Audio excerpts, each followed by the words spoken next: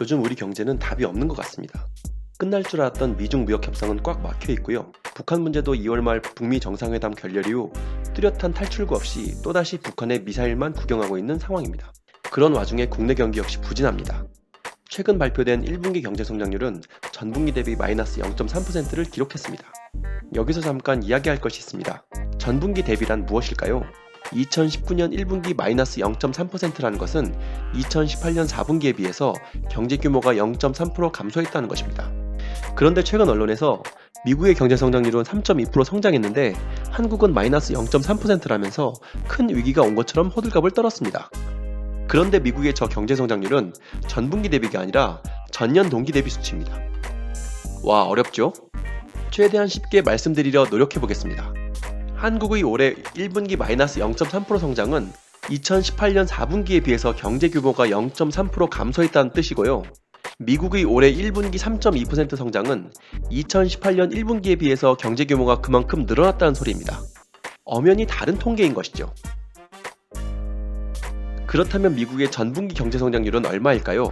0.78% 성장입니다. 현재 미국은 10년간의 경제 호황으로 2차 세계대전 이후 최대 호황을 누리고 있습니다.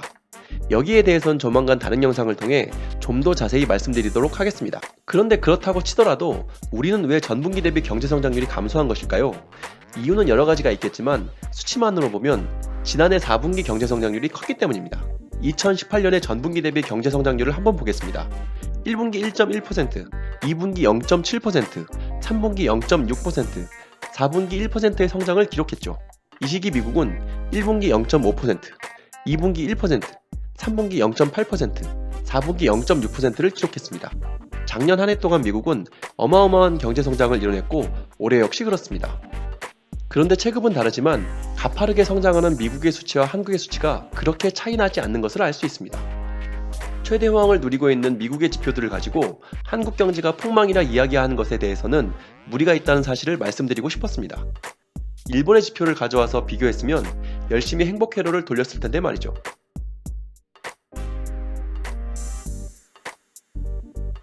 하지만 그렇다고 한국의 지금 현재 상황이 낙관적일까요? 절대 아닙니다. 실업률은 2000년 통계가 작성된 이래 가장 높은 4.4%로 발표되었습니다.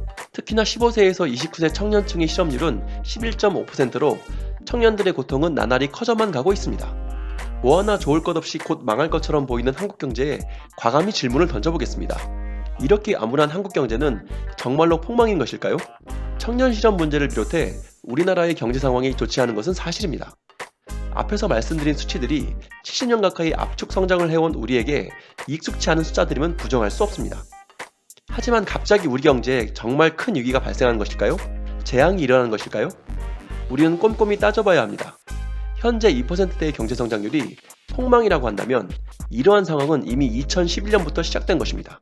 한국은 미국발 금융위기가 회복되던 2010년 6.5%의 경제 성장률을 제외하고 현재까지 8년간 경제 성장률이 2에서 3%대에 머물러 있습니다. 2에서 3%의 저성장 기조는 이미 8년 전부터 고착화되어 있는 것입니다. 좀 더 쉽게 말해볼까요? 이미 우리는 불황 8년차를 살고 있습니다. 한국의 경제 규모는 세계 주요국들과 견주어도 결코 작지 않은 규모입니다. 한국은 2018년 현재 이탈리아, 브라질, 캐나다에 이은 세계 제11위의 경제대국입니다. 한국보다 경제 규모가 큰 나라는 미국과 일본, 독일, 프랑스, 영국, 이탈리아 등 전통의 경제대국과 중국, 인도, 브라질, 캐나다 등 엄청난 영토와 인구를 가진 나라들 뿐입니다. 이 중 5천만 이상의 인구를 가진 나라 중 1인당 국민소득 3만 불을 달성한 국가는 앞서 말씀드린 전통의 경제대국 6나라와 한국 이렇게 7나라밖에 없습니다. 그런데 이 정도 규모의 나라들이 공통점이 있습니다. 그 나라의 잠재력이 거의 다 반영되었다는 것입니다. 그렇기 때문에 3% 이상의 높은 성장률을 달성하는 것이 쉽지 않을 수밖에 없습니다. 쉽게 말해 잠재력이 무궁무진한 아이가 아니라 다 자라버린 성인에 가깝다는 것입니다. 예를 들어 보겠습니다.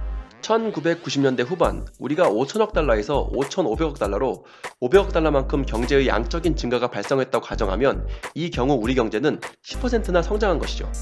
하지만 현재 1조 5천억 달러의 경제 규모에서 1조 5,500억 달러로 500억 달러만큼 성장했다고 가정해보면 고작 3.3% 성장한 것밖에 되지 않습니다. 같은 양만큼 성장했어도 성장률은 낮아질 수밖에 없는 것입니다. 전 세계를 돌아보면 2%의 경제 성장률은 그리 나쁜 성적이 아닙니다.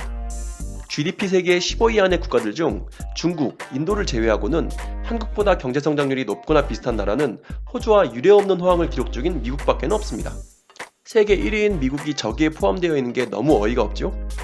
2019년 IMF에서 예상한 경제 성장률도 주요 선진국 중 2% 이상 성장이 가능한 나라는 한국과 스페인 그리고 미국 정도입니다. 나머지 주요 국가들의 성장률은 1%에 그칠 것으로 예상됩니다. 현재 당나귀 삼촌에서 연재 중인 이탈리아의 경우 겨우 0.1%의 성장을 예상할 정도니까 선진국 중 2%의 성장은 결코 나쁜 게 아닙니다.